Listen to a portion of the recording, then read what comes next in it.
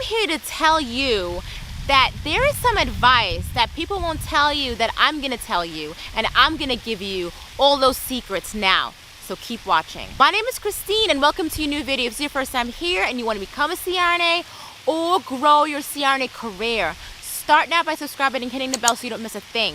You might be thinking, some people tell me this, some people tell me that, and people are not giving you advice. Some people are pushing you down. People are not giving you the information that you really need. Well, I'm here to tell you that I'm going to give you the advice that people won't tell you. And I'm here to tell you that yes, I'm currently an experienced CRNA and I love what I do. I love the art of anesthesia. I love the people I work with. I love my practice. However, I know and I remember when I was a nurse and I was looking into anesthesia and I was looking into becoming a CRNA, and I didn't actually get a lot of information. I mean, yes, I shadow and I got a lot of information about a shadowing experience, but no one really gave me that journey. No one really gave me the step-by-steps that I really need to take now to be successful and become a CRNA fast. So if I was to do it all again, these are some of the things that I would think of that people won't tell, that the people didn't tell me, but I'm here to tell you. First thing, becoming a CRNA is definitely a road that requires diligence. You're gonna have to work hard, you gotta let go of the ego, and you gotta try to be as successful as you can be. When success is not the same for every person. Everyone interprets success differently. And just gotta remind yourself, you gotta have goals, you have to have aspirations, and you have to set yourself a plan. You need to make a plan. And I recommend that. It's one thing that I would recommend to anyone. Have a plan, but say, yes, I want to become a CRNA, but what steps are you taking and what type of research that you've done to be successful to start that road, to start the stepping stones? Now, a lot of people I've heard say, oh, CRNA school, it's so competitive. Yes, it is very competitive. It can be one of the most competitive programs in the country. But when you think about going into a CRNA program, a nurse anesthesia program, definitely keep your options open. I know you may say to yourself that I have this specific school, this specific program, this specific state that I'm going to go to, and that's the only school I'm going to apply to. Yes, I know that maybe you have the GPA, maybe you have a lot of things on your resume, but what if something happens that you apply to this program and you don't get accepted? Rejection is very difficult. Everyone's been rejected in life, one way or another.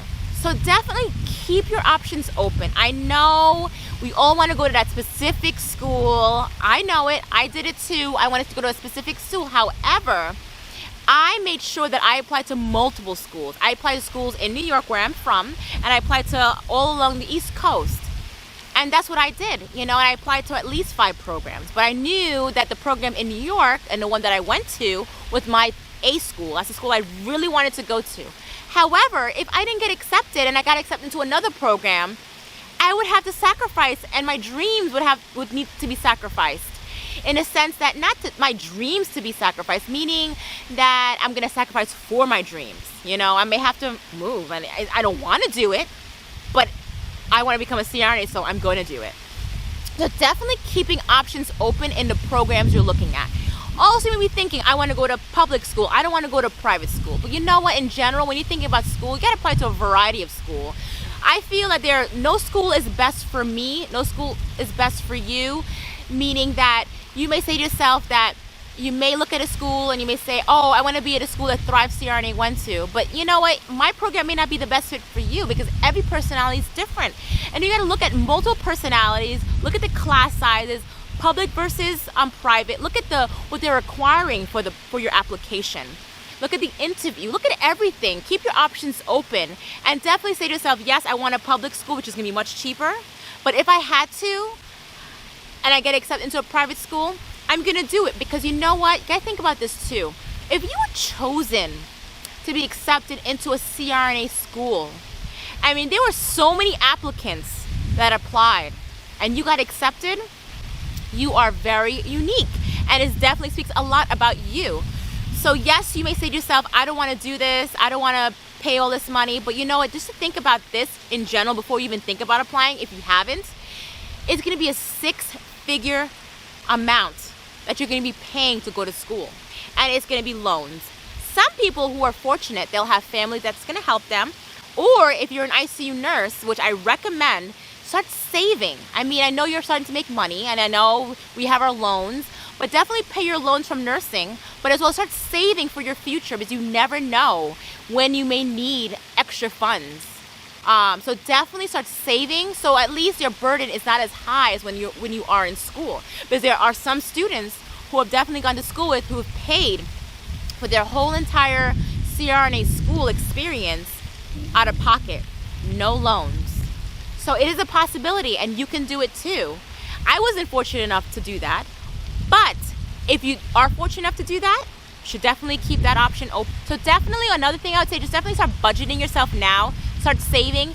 Saying you're not even a nurse yet and you're in school, well, you know what, when you become a nurse and you're starting to pay off those debts, start saving a little bit of money on the side for your future. Maybe you want to become an advanced practice nurse in nurse practitioner or clinical nurse specialist, or maybe you want to become a CRNA. Start saving for that long-term goal and aspiration. It doesn't have to be a lot of money. It may just be $50 a month, but it adds up over time, and that money can definitely be a nice cushion that may help you in the future. Another advice would just start thinking, if you're thinking about becoming a CRNA, going into CRNA school, is definitely being prepared, being up to date on ICU nursing, definitely knowing your material in and out, because when you have that interview for a certain program, they're going to be testing you and they're going to be asking you a bunch of questions. And so definitely now is the time you should take, start preparing yourself. Definitely start shadowing, definitely knowing the art of anesthesia and nurse anesthesia practice, because that's another thing they're going to ask you about your, have you shadowed a CRNA? What is a CRNA? They'll ask you a lot of questions you may not think that you'd be asked, but they're going to ask you a bunch of questions, a lot of course, critical care medicine.